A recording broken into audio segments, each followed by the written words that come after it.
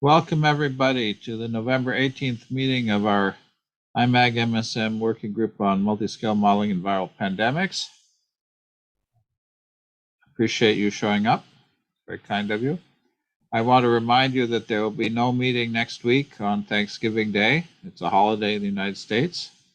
And we will meet again on December 2nd. We'll look forward to seeing you then. As always, I need to remind you that the meeting is recorded and that it's currently being live streamed on YouTube. So if you feel like watching yourself on YouTube, you can do that. We have two speakers lined up for today. We are reversing the order of the speakers because of some time constraints. And so I hope that doesn't cause any inconvenience for people. As always, I'm James Glazier. We have Reinhard Laubenbacher here. We're the co-leads of the working group. Jim Sluka and Bruce Shapiro are online and available to help in any way you need. We're always eager for your suggestions, comments, and help. We have our usual means of communication. Please help us make them work for us. In particular, Twitter and our IMAG wiki page. We have a LinkedIn page and our YouTube channel. Please help us distribute the YouTube videos. We have now an archive of more than 90 talks. Those are a resource. I hope people will take advantage of them. We again have a Twitter feed, MSM Viral. If you can retweet our weekly announcements, that would definitely help us boost attendance and awareness of the program. So please help us out on that. Are there any announcements today before we get started?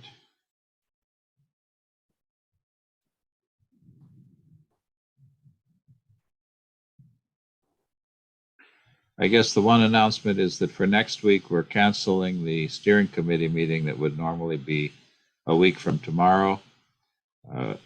We don't think that it's probably practical to have a steering committee meeting the day after Thanksgiving. So we'll have that rescheduled after that. Any other questions or announcements before we get started? No? Again, Thanksgiving break, no meeting. We're coming into the holiday season. We have two speakers lined up for December 2nd. Reinhard is going to talk about his work on the subgroup on crowdsourcing and new ideas for going forward in the area of digital twins. We have two speakers lined up for the 9th. We have some openings starting on December 16th. And there will be no meetings on the 23rd of December and the 30th of December. So that means that we have 3 meetings more this year. And then the first meeting of the year next year will be January 6th. And so suggestions for speakers, and feel free to volunteer yourself, your friends, people you'd like to meet, your postdocs, your graduate students. Please help us fill the calendar.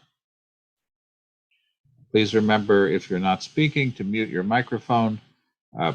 Today we will have the first round of questions after the first talk. We'll then proceed to the second talk, and we'll have time for discussion with our second speaker after that.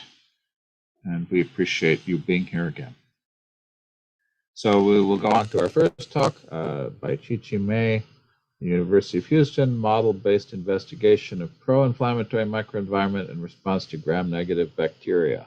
Thank you. So again, I just wanted to thank Reinhard and James and also Bruce for kind of setting this up and inviting me to participate in this group and this community. It's a very important community to me personally, so I do appreciate the chance to share some of our work. And so today I'm going to talk about a couple of things. And so the work that I'm talking about today was mostly done by my graduate student, Taha Salim, along with my postdoc, Cheryl Sershin, and also some of the experimental work that I'll talk about at the end was done by Komal Rasaputra. Both of them were all of them are no longer in my lab, but they were former members of my lab. And so I wanted to talk about the pro-inflammatory environment. So I know this is a multi-scale modeling community. And so this is probably one of the components when we think about multi-scale modeling, how we interface some of the things that are going on in the intracellular domain within all the other multicellular things through this environment of this microenvironment of the pro-inflammatory environment that most of these cells are interacting with, receiving signals and responding to it. So we were kind of interested in trying to both mathematically model this and also quantify the responses to this. And so I'll tell kind of quickly two quick stories, kind of related, where we developed an in silico model focused on how looking at the impact of an immunomodulatory microenvironment. And then I just wanted to kind of highlight a few of our in vitro results that we've gotten, not all of it, but just to kind of touch on it to show you how it connects to that story. So the work that Taha was doing was focused on Francisella tularensis. And so just as a very brief overview, so Francisella tularensis is a gram-negative bacteria. It's an intracellular pathogen. Many times where you're going to encounter it, you can encounter it in some places, like in the prairie regions of the U.S. But tularemia, it can be spread through contact with things such as rabbits, ticks, flies, and squirrels. Like sometimes when people are kind of mowing, if they mow up a dead animal, potentially an opportunity for exposure. So you see it's more prominent in some of the farmland areas of the U.S. But the reason why it tends to be on the radar is because it can be highly infectious. As little as 10 bacterial particles can cause systemic infection. And because it has the ability to be aerosolized, it's a class A, considered a class A biothreat agent by the CDC. And so it has become in the past and still currently is an important bacterial pathogen to study. It infects different organs of the body. Of course, if it comes through inhalation, it can disseminate throughout the body. It can affect, of course, the lungs, but also the liver and the spleen. And so in some of the models that they have, within 3 to 4 days, it can spread. And so given how it's kind of its early spread, innate immune response is an important component to consider. For FT there, so you have for Francisella tularensis, you do have a live vaccine strain. So it's not that effective of a vaccine, but it's the live vaccine strain of FT is actually a pretty good model for tularemia disease in mouse. And so there's been a lot of work done with that in mouse. So of course, many different cells are important, but one of the cells that we focus on is macrophage response, and that tends to be one of the things that we're interested in. So there's a couple of things out there. There's been several studies around FT, but I'm just trying to lay the groundwork for kind of why some of the agents that we were interested in, some of the chemokines we were interested in. So there was some work by Rasmussen and also work by Bakari and their team. And some of the things that they found was that in terms of one of the primary cells that are important in FT is the macrophages, especially during the early phases, during the first 3 days. Another important cell is the natural killer cells in terms of that interact with the macrophages to form this multicellular response. And so the interesting thing with FT is that it does form these granuloma-like structures as part of its immune response. And that happens pretty early during the response to FT. And one of the things that researchers have also seen is that in terms of some of the important cytokines that impact both the structural integrity and the response, effective response of these granuloma-like structures, is TNF plays an important role in this granuloma formation.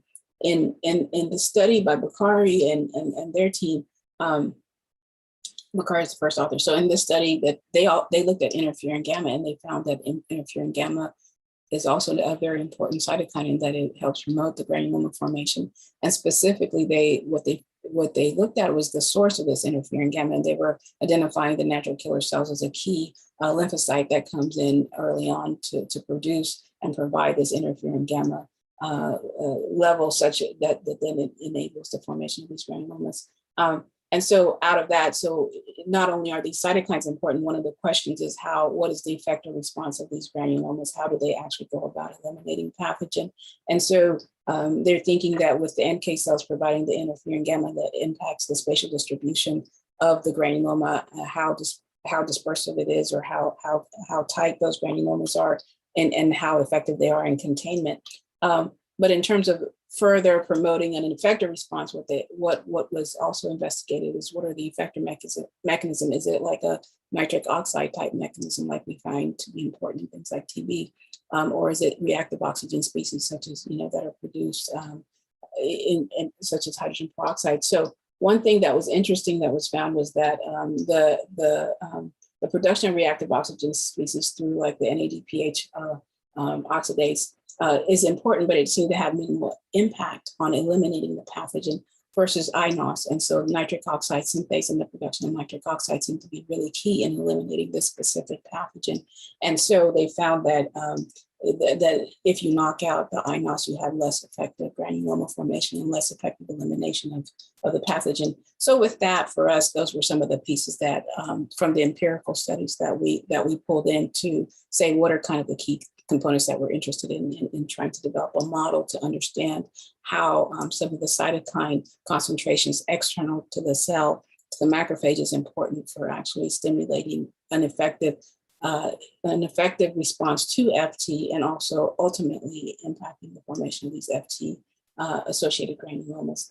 And so out of that, so kind of the general idea that we're going for, the general, let's say, multicellular interaction that we're trying to understand is how when you have a pathogen such as Francisella tularensis, a gram-negative pathogen that's taken up by a cell, an antigen-presenting cells, with our focus being macrophages, kind of what are some of the key important things that need to happen for effective elimination. And so if you have a pathogen in that's taken up by a bacteria, by a macrophage cell into, like, let's say, a phagosome, there's many things that happen. We know that there's going to be toll-like receptors that are activated and signaling cascades that are activated to then produce various things to activate the various cytokines, but also effector molecules such as the production of INOS, the production of NADPH oxidase, and that increases your levels of reactive oxygen species or reactive nitrogen species that are produced. And of course, these are some of the effector molecules that go into breaking down these bacteria.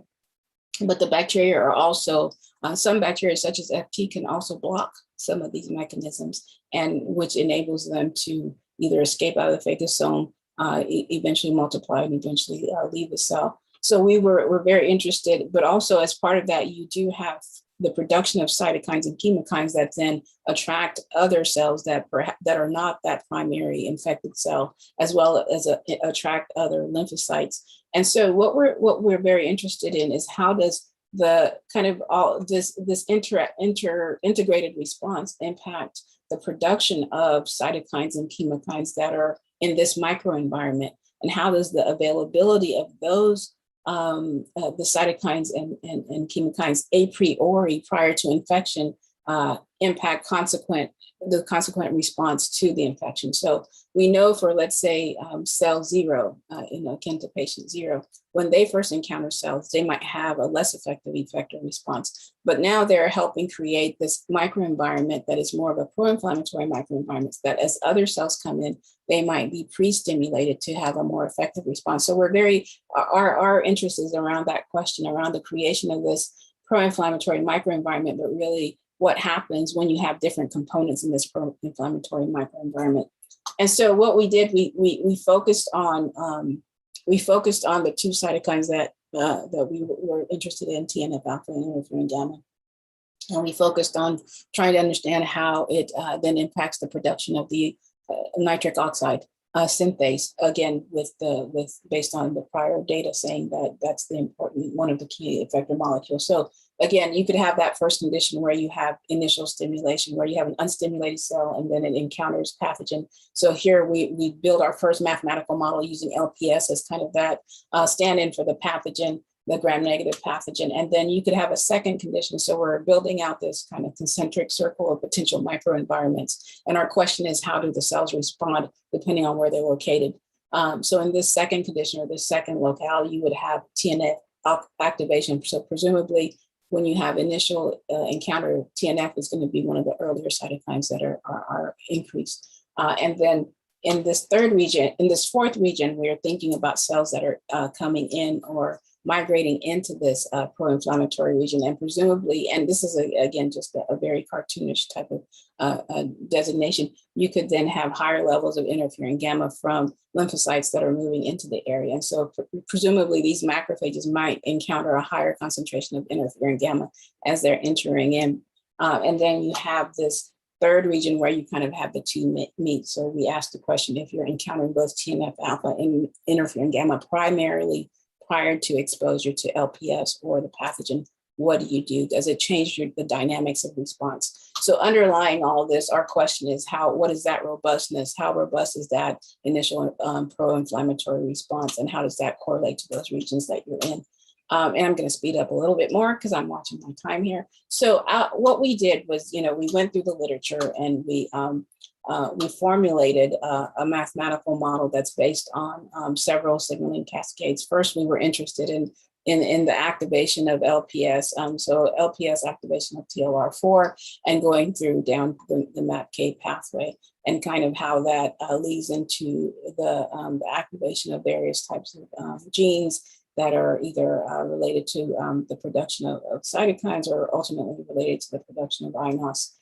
We were also interested in TNF-α, the response of when you have TNF-α concentration, so the TNF-α activation and response signaling pathway. And then, of course, our interferon gamma signaling pathway through the JAK-STAT signal cascade. And so then how all of that integrates to impact INOS response. And so we were specifically focused on trying to capture its impact on INOS response as our effector molecule. And so we also included the production of the INOS gene as well as the metabolic pathways that are involved in production of nitric oxide. So, we had, it's a good size model, 114 species, 142 rate equations, 183 parameters. And we did have captured the 3 different compartments inside of the model. And so we put this model together and I'm going to quickly highlight this. The point is that a lot of the model, just like I guess various people, we compiled the model from some existing models and then a lot of literature to try to figure out some of the interactions, such as LPS activation and the different components that are involved in LPS activation and the different potential pathways for LPS being activated, binding with the binding proteins or CD14. And knowing that it produces 2 different activation complexes, one being more effective than the other. So we try to incorporate those things by combing the literature, as well as some of the existing models that capture some aspects of that. And of course, we recurated some of those models to try to find parameters that seem to be more biologically relevant. And so that was, and we also did a similar thing for INOS production because there were multiple pathways to actually producing, or multiple components that went into producing INOS. And so we try to capture whether it's the AP1 binding protein, the role of NF-kappa B, IRF1, and the STAT dimers in that cascade for the production of INOS. And so what we did was, once we put together our model, we know it's a very good size model. We went through and did a global sensitivity analysis on all the parameters. We ran multiple simulations to try to understand which parameters had the most impact, so that we can sort of down select and optimize based on that. So we did multiple iterations. We looked at partial regression, correlation coefficients, and that kind of stuff to try to basically identify the significant drivers and therefore focus on those significant drivers for our optimization. So we ended up optimizing, I believe it was like 29 or 30 parameters. And so those were the ones that we found have the most impact across our outputs. And then we focused on kind of then we did an analysis specifically focused on INOS to see how each of those parameters impacted INOS. And so this is just to say that, of course, we did our due diligence to run the simulation, but in reporting our outputs, we try to normalize it to LPS only, and we try to normalize it to based on the highest, where the highest point, let's say for the LPS only, is 1. So these are normalized results. And so we didn't do anything fancy in trying to change the dynamics. We were just normalizing it so we can do a relative comparison, basically in an in silico experiment, to say LPS only versus pre-exposed results. And so I just want to talk about some of the summary of taking our simulation outcomes and then trying to get some insight out of it. So one of the key things that we looked at we asked the question. So, we did see clear differences in some of the trajectories of some of the intermediates. We saw clearly when you have LPS alone versus TNF-alpha, we saw clear differences. And so this is kind of an activation response. So our first simulation study was to ask, okay, if you're activating it with 7 combinations of things, so between LPS only, interferon gamma being present, TNF-alpha being present, and various combinations of those, what happens? That was our first thing. Then the second part of the paper, we asked a question about pre-stimulation. And so what you see here on the left, we looked at what's the maximum amount of iNOS that's produced in terms of the RNA. And what we found clearly was that many times if you have TNF activation or LPS activation, TNF-alpha activation alone was much closer to LPS alone, but it was the addition of interferon gamma that really increased the levels and the production of iNOS. And so then, and an interesting thing is even the synergy between the two, when you have both, you have a slightly lower maximum expression than if you have interferon gamma alone. Then we asked the question of, okay, what does, because in some of the analysis, we saw that the peaks for the TNF exposed occurs earlier. So we asked the question about timing when you compare time to your peak output of iNOS. And so what we found was really interesting. So of course, LPS alone, time to peak activation was the longest, but TNF-alpha actually had the shortest time to peak activation. So TNF actually led to a much quicker, a maximal production of iNOS than any other, than interferon gamma even. And interestingly, if you have interferon gamma, the synergy between interferon gamma and TNF, when you have TNF present, it drops your time to peak activation. So it seems like TNF has this timing component that it contributes. And so, let me see, do I have something? Okay, yeah. So then we then asked the question about pre-stimulation. If you have pre-exposure in one of those regions, what happens? And just kind of some of the interesting things is that you do see, of course, when you have the pre-stimulation with interferon gamma, you have a higher maximal production, but you still see that the TNF still brings you this earlier response. But we're seeing that the TNF pre-exposure, or even the TNF activation in terms of actual quantity of iNOS production, it doesn't give you the robustness of production for iNOS, but interferon gamma does, but the TNF actually gives you an earlier response. So one of the outcomes of the study was to talk about the ripple effect of activation of iNOS, where interferon gamma actually, part of what it's doing, it's not only is it activating the components that need to be, the transcription factors that need to go into it, but it's also going back and feedback regulating TNF. And so I'm going to just quickly just say one other thing that we did look at trying to look at the maximal velocity as well. And so that was an important component that we saw. And if you guys don't mind, I'm going to skip this. I just want to quickly show you the experimental result. So we've been looking at experimentally, what does this mean? And do we see something similar? And so we tried to kind of recapture that, the pre-stimulation results by exposing cells to TNF-alpha or interferon gamma or combinations or nothing prior to infection.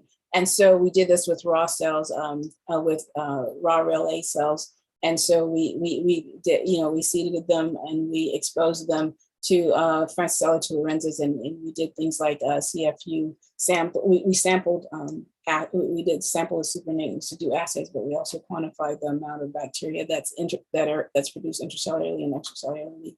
And just to quickly show you the results, we expected the interferon gamma would, be effective in reducing the bacterial load for each of these cells, but we found a significant difference between interferon gamma and TNF-alpha. So up here, the green and blue lines are control. That's you have no pre-exposure to cytokine, you just have exposure to pathogen. And the red and purple lines here contain interferon gamma.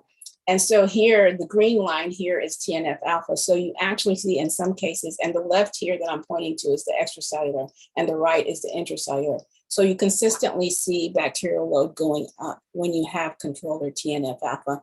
Only in the presence, and I'm going to point to the bottom graphs here, the bottom one on the right, as you can see, in the presence of interferon gamma, we actually have a controlled infection where our extracellular bacterial count is going down.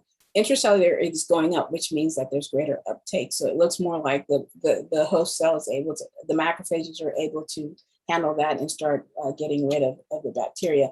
And we also see a difference in cell death and cytotoxicity. So we see greater cytotoxicity with TNF and control versus a much reduced level of cytotoxicity when you add interferon gamma in synergy with TNF-alpha. And so one of the interesting things, I'm going to point you to the right, is our NO response. So here, kind of matching our simulation, you see this great production of nitric oxide when you have interferon gamma present or interferon gamma and TNF, and much less with TNF.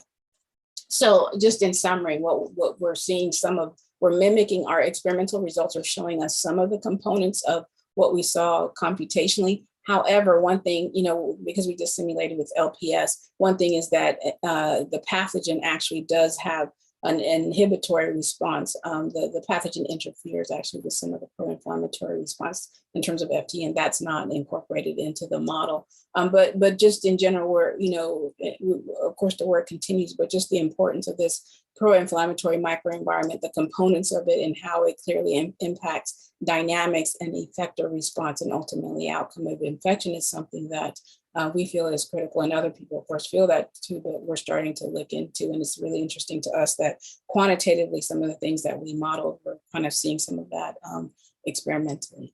So thank you. I'm sorry I speak really fast, and I hope you guys got the gist of what we were trying to do here. Okay, any questions?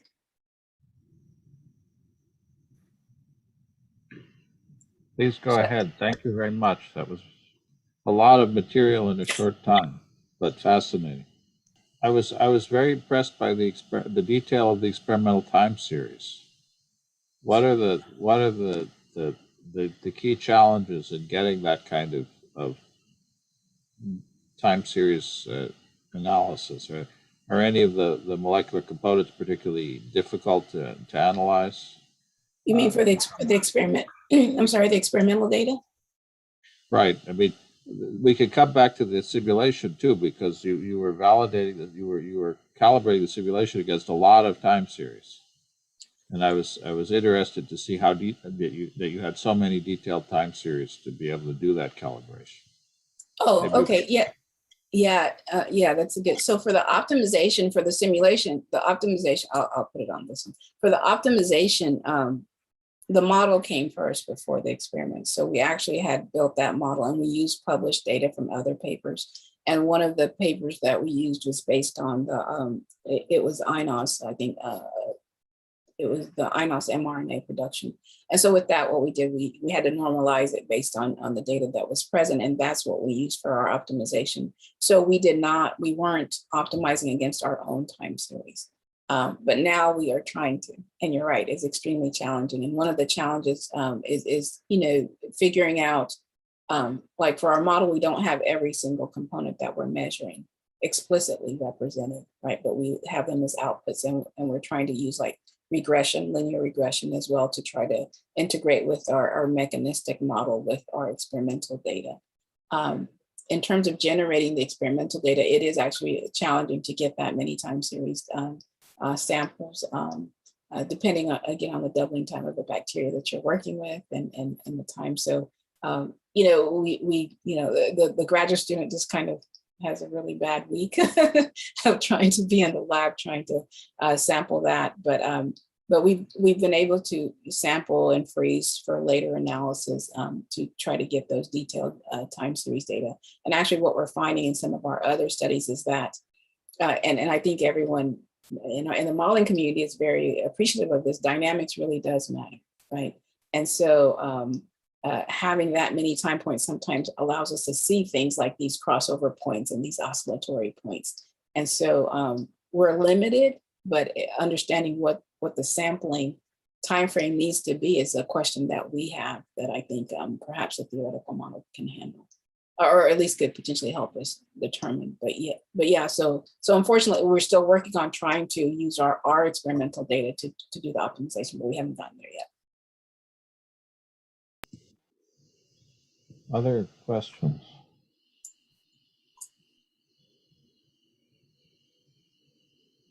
I'll ask one more then. Do you have parallel RNA-seq data to look at global changes in gene expression during this period?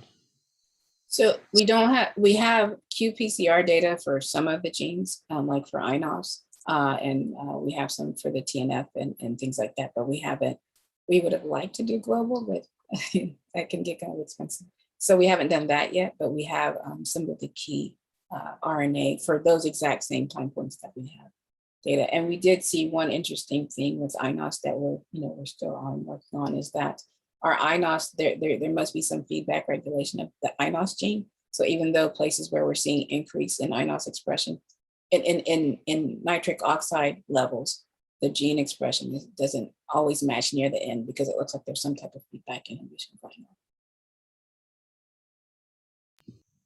Okay, so thank you, everyone.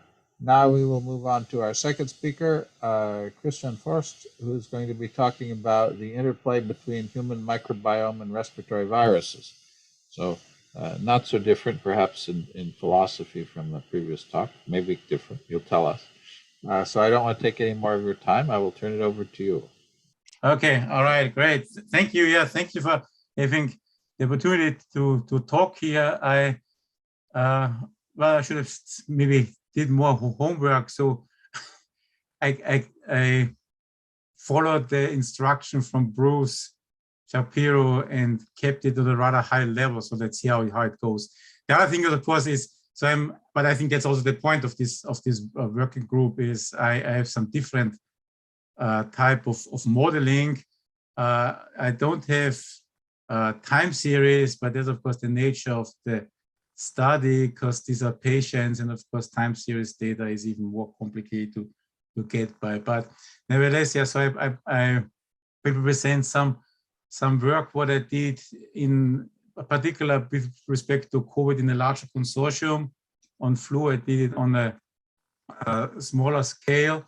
So I will present some backgrounds, just talk about some information on the cohorts and the data sets, what I'm using, methods, and well, to some extent, I get it from the oratory. So you have the hardcore modelers, what I see here. So maybe you're not surprised by my methods, but I will briefly talk about the applications on COVID.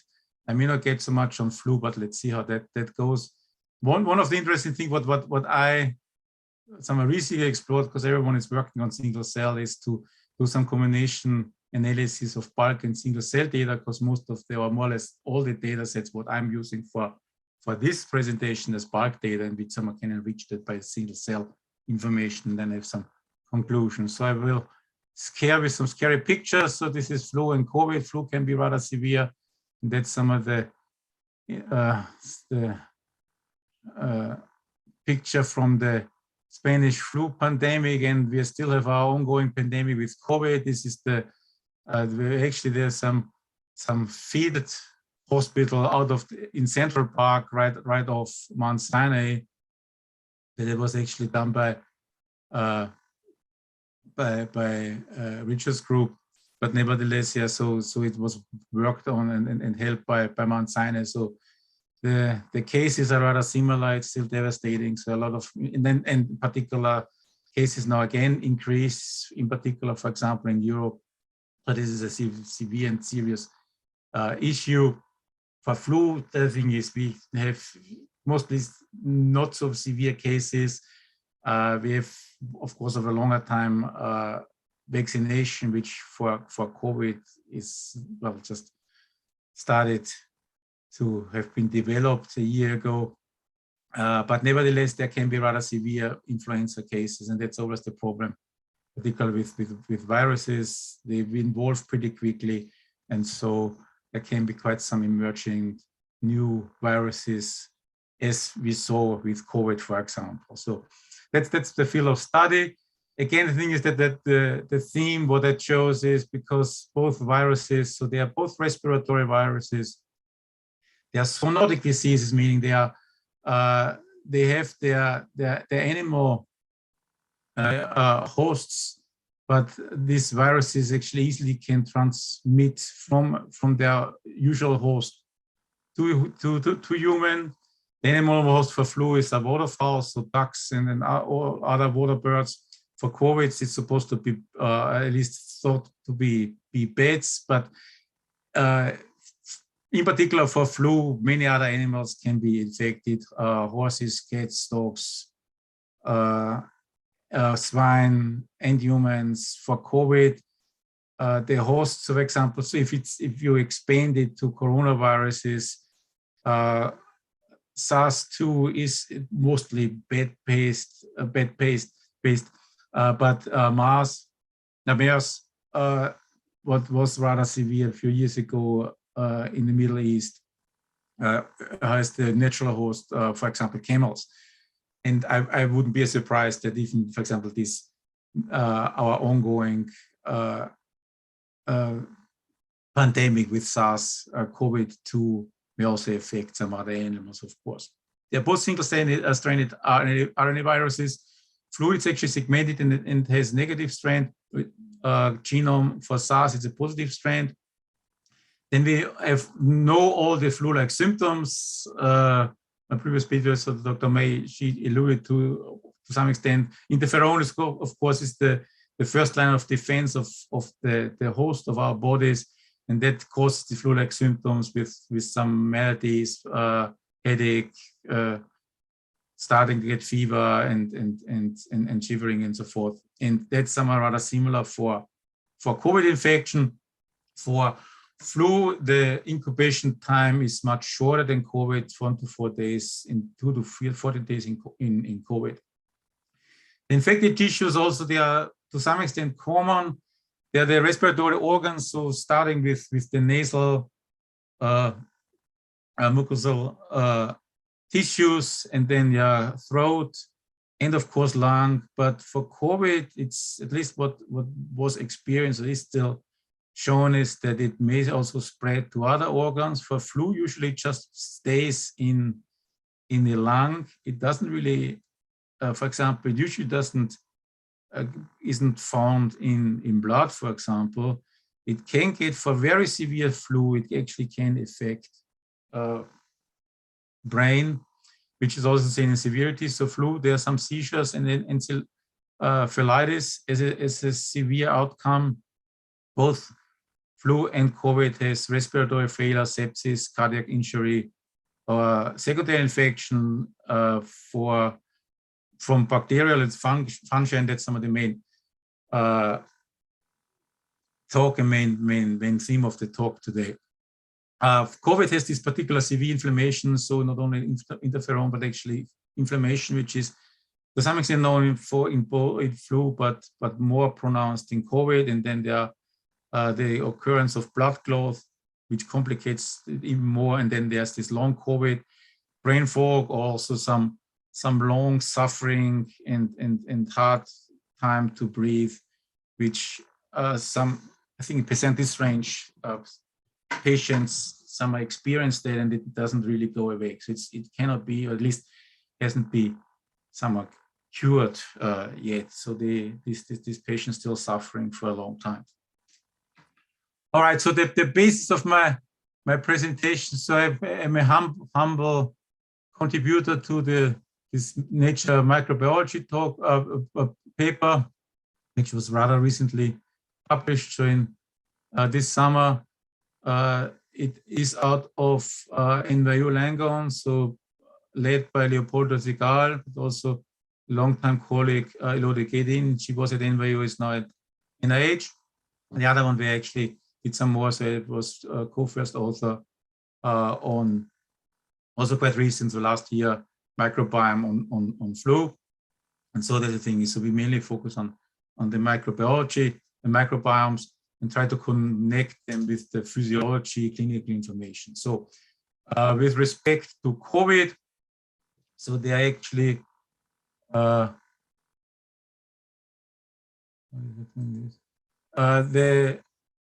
actually almost 600 subjects. The clinical outcome, what particular Dr. Segal was interested in, is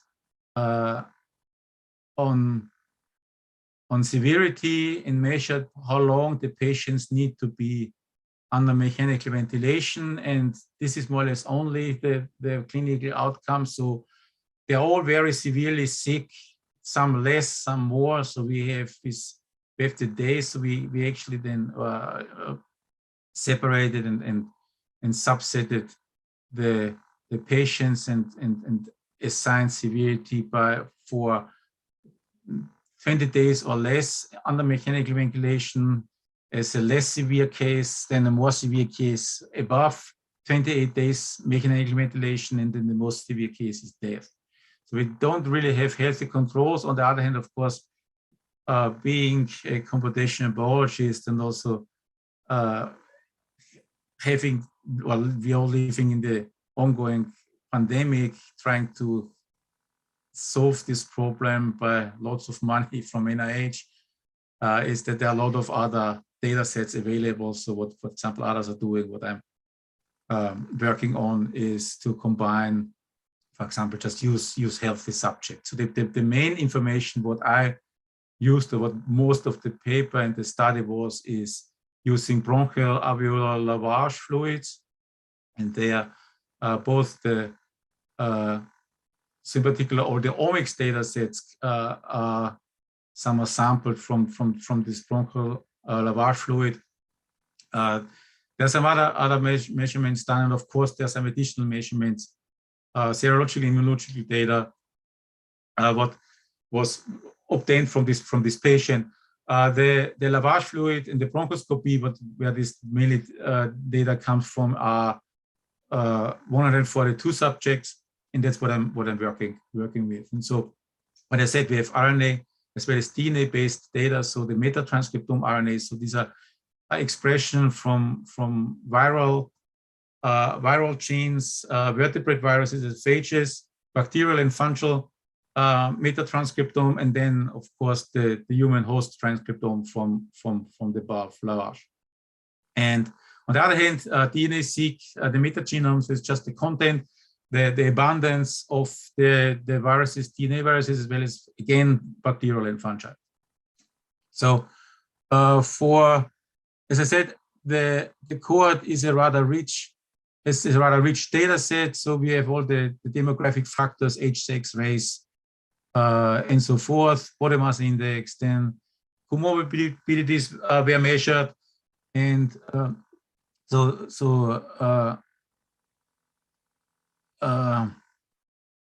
lung as well as heart failures were recorded and identified, smoking status, also particular biomarkers, interleukin, lymphocytes. You may not be able to read that, I fear.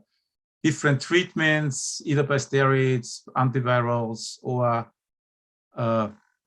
antifungals and bacteria, antibiotics.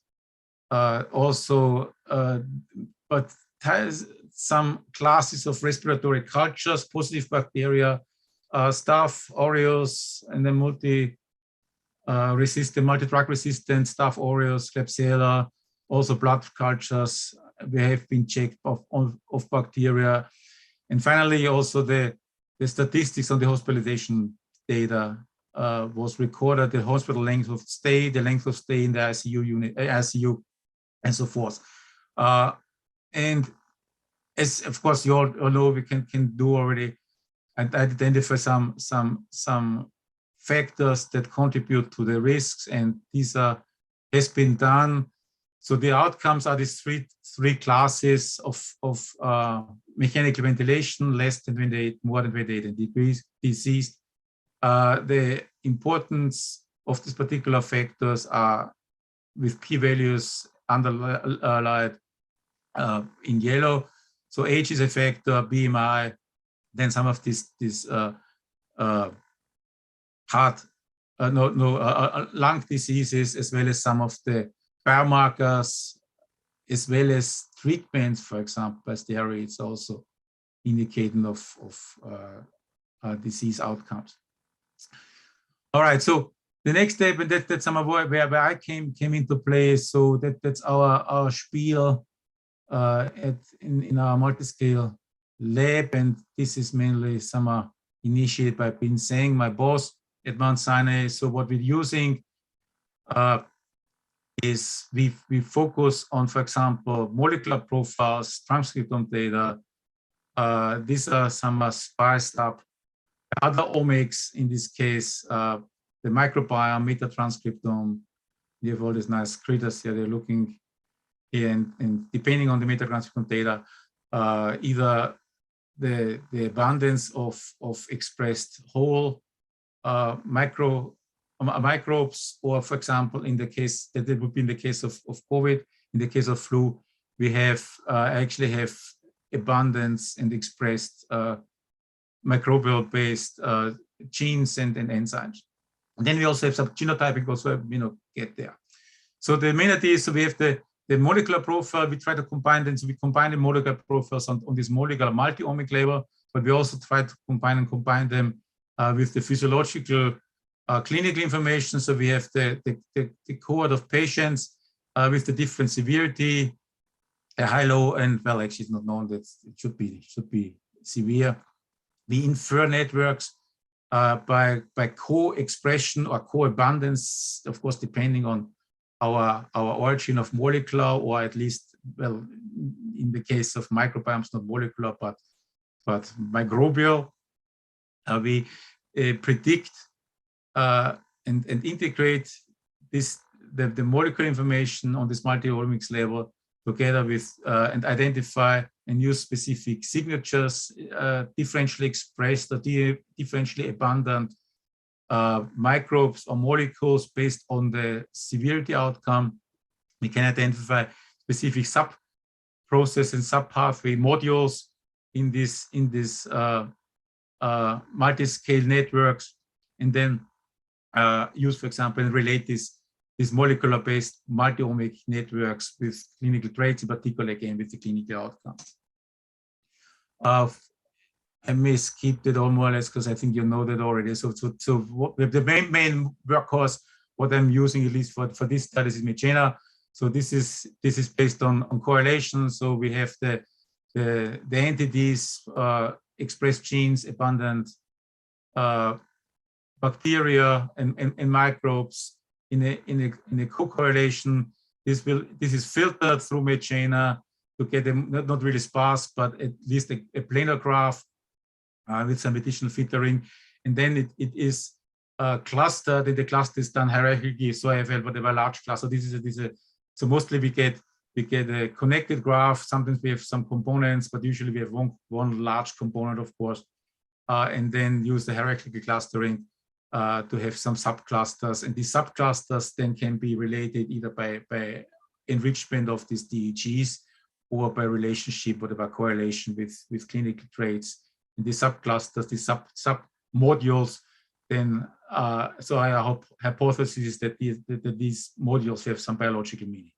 And that's some of the main thing in a nutshell. The other thing is, of course, we are within these modules, we, of course, are interested in key regulators, key drivers. We use some graph theoretical method to identify the specific key regulators, mainly on connectivity, but also on the neighborhood and the connectivity of the neighborhood. And again, that's published by Pinsang. So that's some of the method workhorse. And the third thing and the last method what I present is, so we also try to identify and connect and combine bulk with single cell approaches.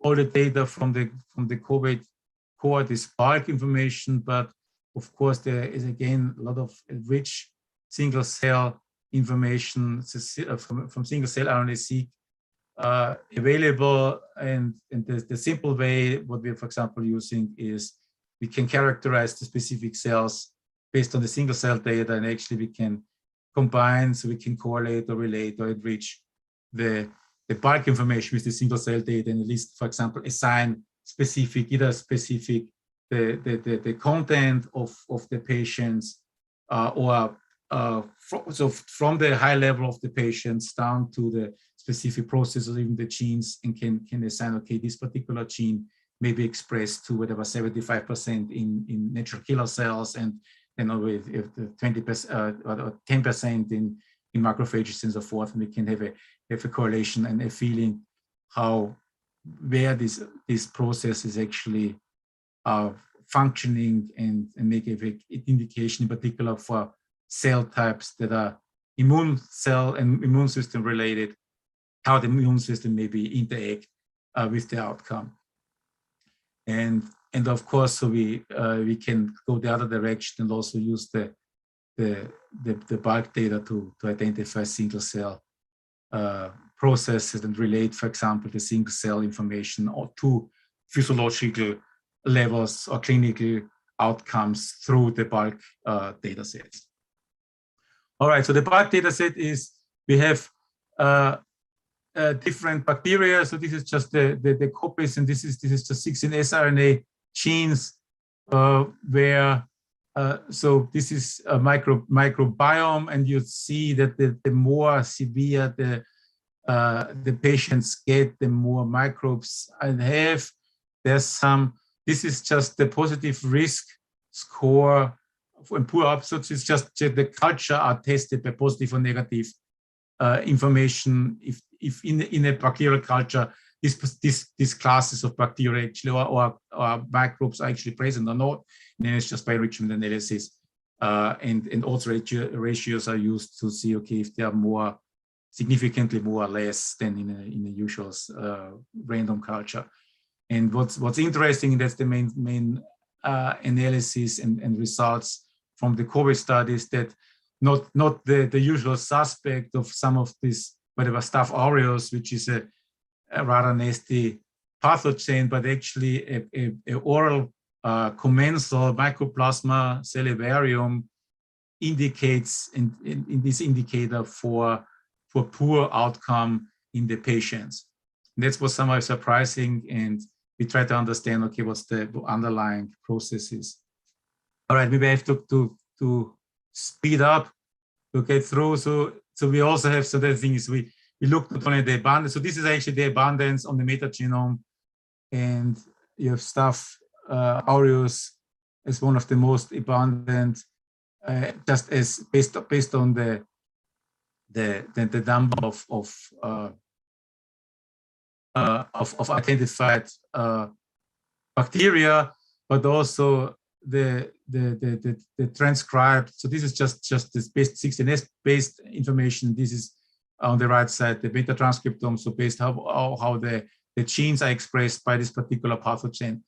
And so most of the the Staphylococcus epidermidis and aureus are most abundant and most expressed, but also then this Mycoplasma salivarium, which is this culprit of poor clinical outcomes.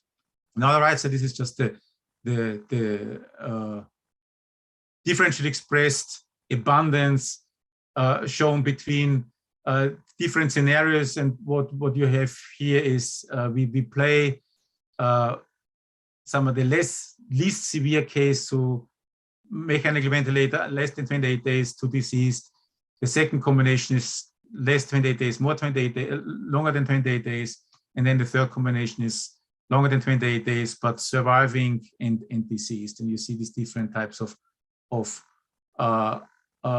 bacteria, again with the most severe significant expression between less severe and deceased, this Mycobacterium salivarium. And the size of the circle is just abundance.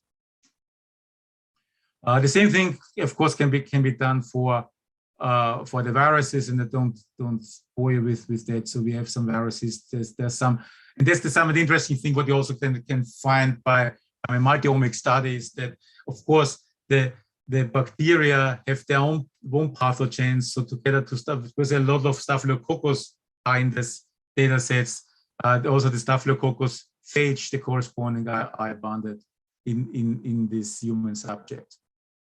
So what we're trying to do is we try to make some sense based on this molecular-based information. So we have the particular different abundant or expression.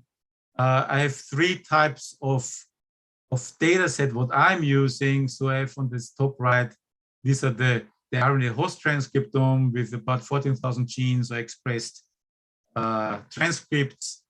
I get 42,000 H's, 482 of these hierarchically ordered modules. They interact with my metagenome. I only have what about, and these are all, so it's all shape and sizes.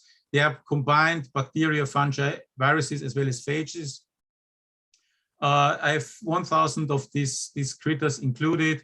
The network then comes down with 3,000 H's, and everything is sure depends, of course, on the variants and how many variations I have across the subject. And 33 modules can be identified. And last but not least, I have the metatranscriptome, similar size of nodes. So in this case, again, bacteria, fungi, and viruses and phages. And also similar H's and 57 modules. Then the size of these nodes, again, correspond to the absolute expression in the case of RNA or the abundance in case of the microbes. And so the idea is to combine them. This is actually, so, and I have to, okay, so this is already some results. So what we tried to do with what we did actually is in this combined bacterial network, we rated this particular network with the outcome, and not just the outcome, actually the expression of the SARS virus.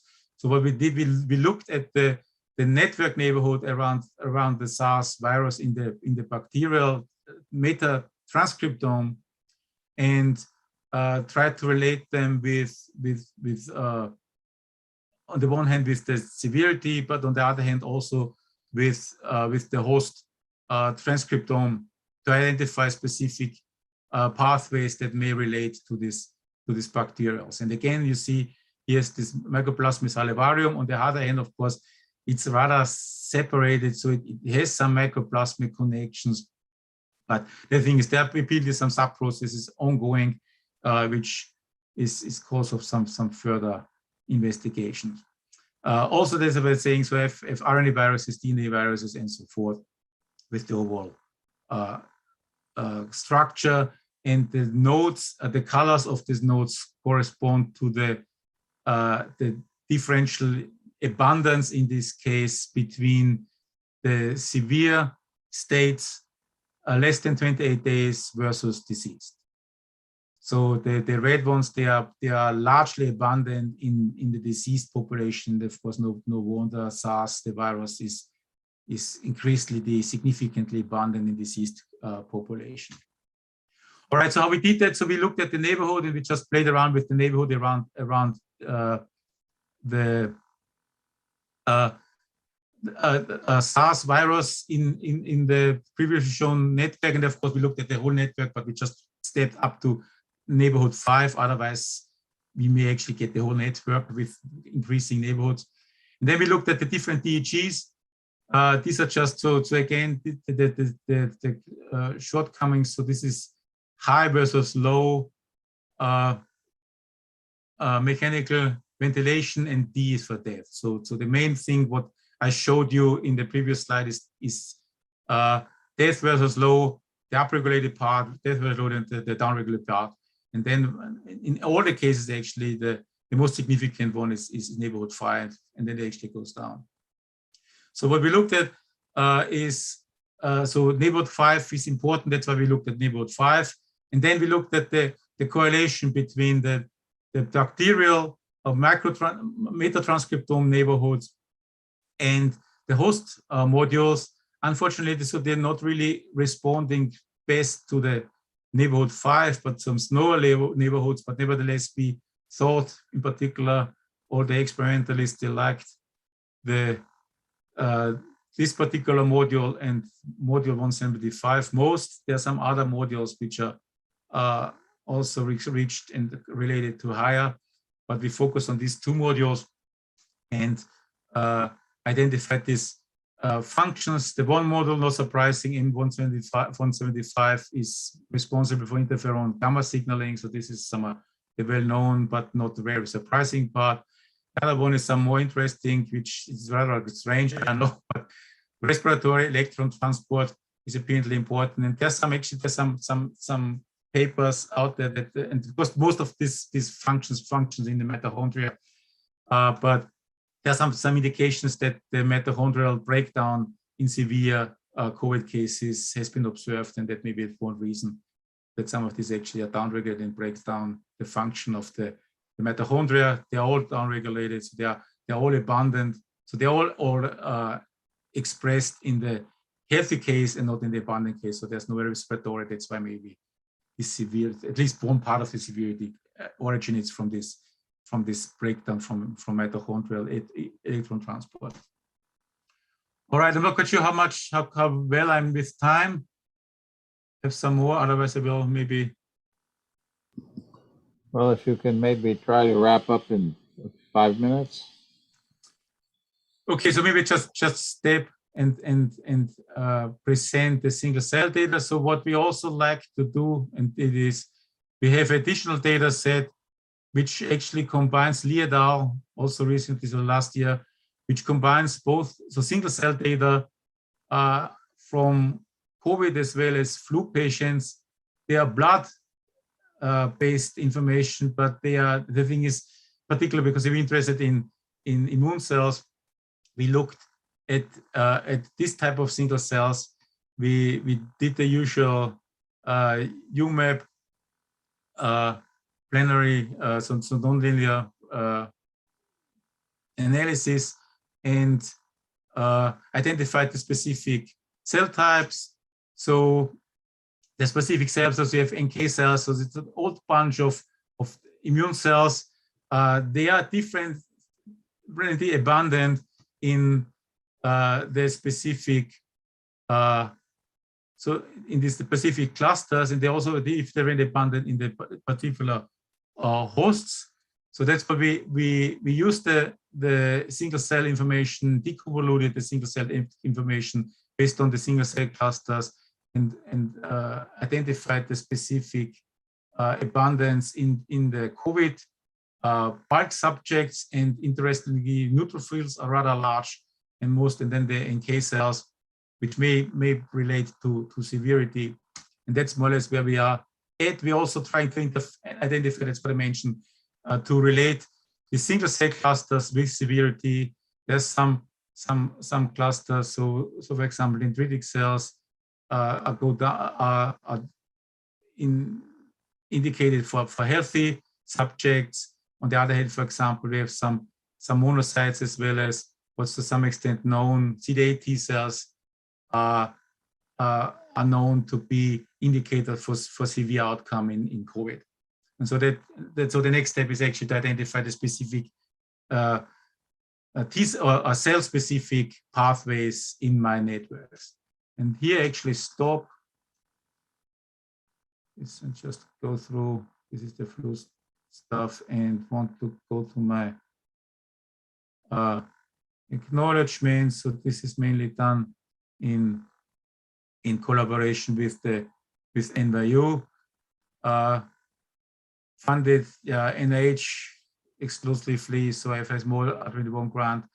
I'm indebted in particular by Won-Min Song, who is multi-PI in this grant with me, but also been saying, and then of course leading the COVID analysis, Leopoldo, with Elodie, and the flu study was Elodie, and then of course my other co-workers and colleagues and collaborators are shown here. And I thank you. Thanks a lot.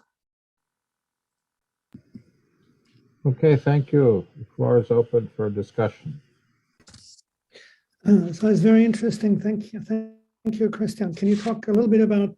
I mean, so there's lots and lots of data that you can now get to work on. And can you talk a little bit about what sort of approaches you might take to actually extract mechanistic information out of these data? That's the thing. So to some extent, we cannot really, well, the one idea is mechanistic is based on some present or absence or connectivity of the pathways and the and the genes, for example, involved in these pathways.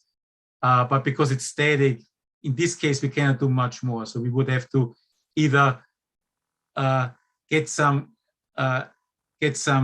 time response data set, or what we also do to some extent, identify mechanistically, is the next step. I didn't mention it, but so we identify, so we have the processes, the pathways, we go down to the molecules, we identify particular a gene as a target, and then we go whatever in the wet lab, knock this target out, measure again the response, for example, by RNA-seq in these different conditions. So then we would have 4 conditions. We have the genotype as one condition, wild type, and the knockout target, and then at least uninfected and infected conditions. And then we identify our network, or construct network in the different conditions, and identify what's the result or outcome of the genetic perturbation of this knockdown or knockout under the different physiological infectious disease conditions. And that's one way, but of course, the more more sophisticated, detailed mechanisms analysis, so you would either on the mathematical side, you need, go back to differential equations and model your time series if you have it, or do the fancy stuff in the lab and try to measure downstream proteins and signaling cascades to identify the outcome. Right, thank you. But we have some sort of thing even on this level of identifying, so using and first using network inference, identify targets, knock them out, and do the second round of RNA-seq already helps, and somehow resulted in some nice publications. So that works nicely, but of course, sure, your mileage may vary, and it depends how detailed you want to get. Yeah, thank you.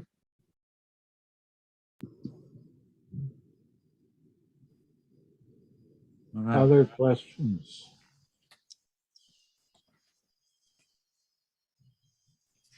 John, did you have a question?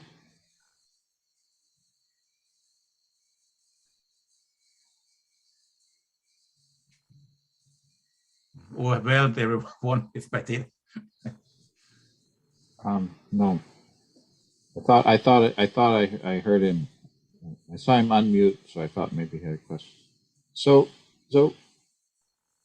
there's always a bit of a gap between the kinds of. It's interesting because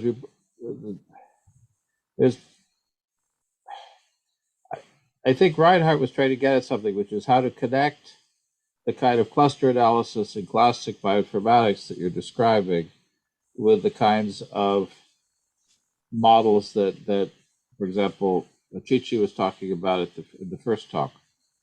And clearly, there should be some way of connecting these things.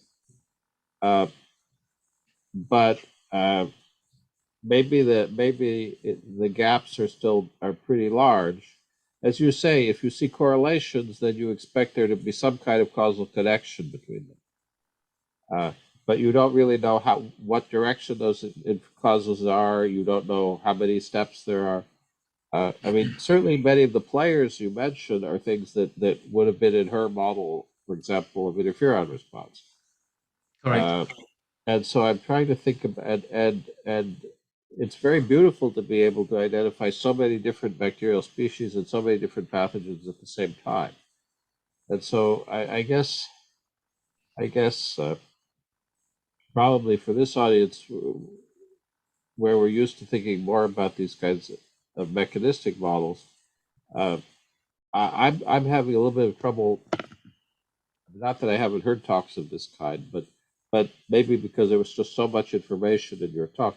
Could you come back to one of your network analysis diagrams, and maybe we could look at it a little bit together, because there were a couple that were very intriguing. it may be worth looking at again. Maybe just takes a little more time because you had so much material. It may take some more time. The other thing is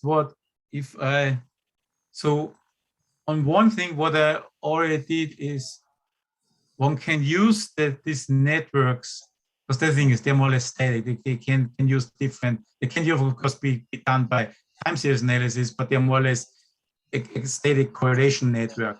They can be used as scaffold, and then either you already know and you can know the dynamics and just use the kinetics and information from the corresponding genes and enzymes and build up your smaller scale dynamic model, or you find and identify a similar data set that's with a higher temporal resolution, for example. Maybe not in, the thing is, you may have to translate it from the human subjects, but I would guess the data sets may be similar to my previous speaker and on cell lines and cell models. But nevertheless, then you could use the additional time resolved data sets for further mechanistic modeling. All right, which networks you want to Well, look at? so maybe I missed running the meeting. Sometimes you wind up missing something because you have to deal with something in the Zoom. So let me try to understand. This seems to be the sort of the core focus of your results, and you were talking about. So you have a correlation. So the log score here is on the outcome. And the relationships are the phylogenetic relationships between the species? The relationships what are the lines indicating? The lines indicate the co-abundance. So they are correlated. So if there are similar abundance across the patients between whatever, Mycoplasma celivarium, but here you have the names between Staphylococcus hominis and Staphylococcus epidermis. So if they always, the thing is, if they always show up both high abundant in one patient and both low abundant in another patient, so if a high correlation between the abundance, then you have a line here. That's what the lines show. So the clustering is about co-occurrence in a single patient of those species. No, it's a co-occurrence across all the patients, but it's a co-occurrence indication across all the samples, all the subjects. It's not it used the patient data, but the network itself uses all the information from all the subjects. And the same goes for the genes, as if I whatever switch to the post-transcriptome models where it is a co-expression based. So also abundance of expressed genes, but also across all subjects. Which of course right. Sorry. No, I'm just trying to understand how to interpret that, because if it's co-expressed within an individual, I understand I think I understand maybe the meaning a little better. If it's, and this is you said in blood, right? This was blood derived. No, this one is a bronchial alveolar fluid. Okay, so you're doing but they are sufficient RNA, so they are dead cells, live cells that are can be sequenced. But it's an overall, that's the thing, it's an average, but that's the thing. So it describes the response in this population of sick patients. Right. And so we're seeing upregulation of, some of these look very familiar and some of these do not look familiar to me. I see a lot of transcription factors. What else are there here? So you have some of the interleukins. I mean, I see interleukins, which makes sense. Yeah, and there's some receptors. There are immune receptors. No. FTGR. No. What else? This is actually just cell cycle, CDK17. Right. This one, CDK17, I think is cell cycle. Mhm. Tab 1, actually, well, you put me in the spot, I should know it. I don't have to check. It's tab 1, so this is.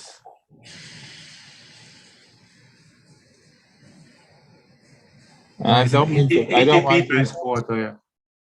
I mean, I don't want to be, I didn't mean to put No, you no, in no, a well, I difficult should know it because situation. I present it, I should know what I present, so yeah. But again, it's because you're presenting the data in a slightly different way from the way I'm used to seeing it for these kinds of things. So I'm trying to make sure I want to get as much, while you're here, I want to make sure I understand as much as I can. Yeah, of course. And so I But guess, the other thing, no, go ahead, please. but on the other hand, that's what I also did too, is there you could at least have a space. So for it would be nice to have a whatever single patient, and for single cell it actually possible because you have a lot of samples. It depends of course on the samples because it's correlation based. For the bulk one, it doesn't really work because you need at least, well, yeah, needed whatever 20 different samples to infer these networks. But what I did, what one can be done is, because we can subset the patient populations by severity. So we have these three different groups. We have the total of 142. So we have 140 subjects. So whatever 30 each of more of almost 50, 45 each would be sufficient to infer networks. And I have three different types of networks with these hierarchical modules for mildly or less severe, for more severe, and for dead patients. And then one can actually, and what we also did is we have the different subsets. We can do some differential correlation, for example, or differential connectivity to identify what's going on between these different patients. I haven't done it yet, but. And the sample time is always the same during the course of infection? It's always no, this 38 days? Or? No, this is messy. I think it's actually, it's when they are admitted,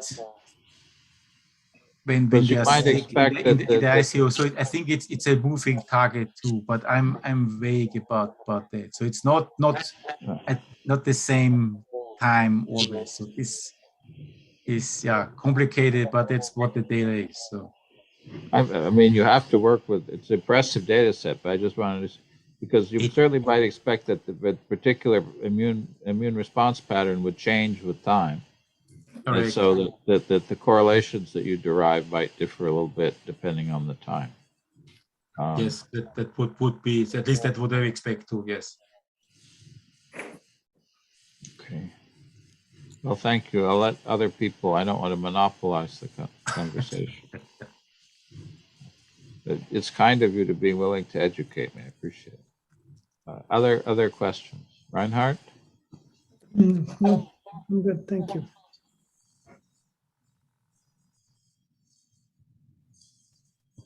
Okay.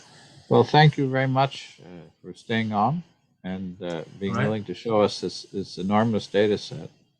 And I hope, I look forward to seeing more of that. And I think it was quite educational because, again, it's a very different point of view from the ones that we've heard. And seeing experimental data, especially clinically derived data, is really important to us. Because thank you. Okay. Thank you so much. Okay. Thank you, everybody. Yep. I'll see you in 2 weeks.